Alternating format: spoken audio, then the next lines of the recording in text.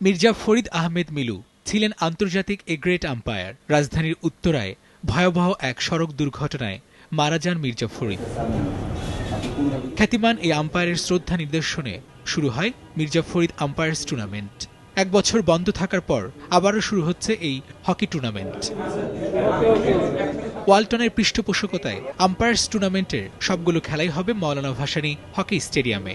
প্রতিদিন হবে 2টি ম্যাচ। 2 গ্রুপে ভাগ হয়ে খেলবে 6 দল। প্রতি দলে খেলোয়াড় 5 জন। আর এই টুর্নামেন্টে খেলবে শুধুই আম্পায়াররা। আন্তর্জাতিক আম্পায়ার সেলিম লাকি বললেন, ম্যাচ ফিটনেস ধরে রাখার জন্য আম্পায়ার্স টুর্নামেন্ট প্রয়োজন। আর সাব গেমসে ভারত পাকিস্তানে ম্যাচ কাভার করলেও আক্ষেপ রয়েছে দেশের মাটিতে প্রিমিয়ার হকি লিগের ম্যাচ পরিচালনা করতে না পারার।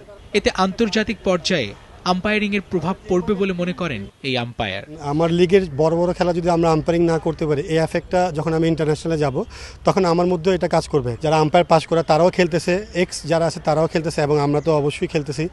তো তাদের সমন্বয়ে আমাদের যে ফিটনেসটা সেটা খুব ভালো হবে। আমরা চাই যে এরকম টুর্নামেন্ট হোক। এদিকে আম্পায়ার্স বোর্ডের সম্পাদক জানালেন, দেশেই রয়েছে আন্তর্জাতিক মানের আম্পায়ার। ক্লাব এবং খেলোয়াড়দের চাপেই আনতে হয় বিদেশি আম্পায়ার। আমাদের দেশের আম্পায়াররা যখন বিদেশে গিয়া ফাইনালের মতন খেলা কাভারেজ করে, তো আমাদের দেশে কেন করতে পারে না? এটা আমাদের আসলে বড় বড় টিমগুলোর এই মন মানসিকতা থেকে বেরিয়ে আসতে হবে।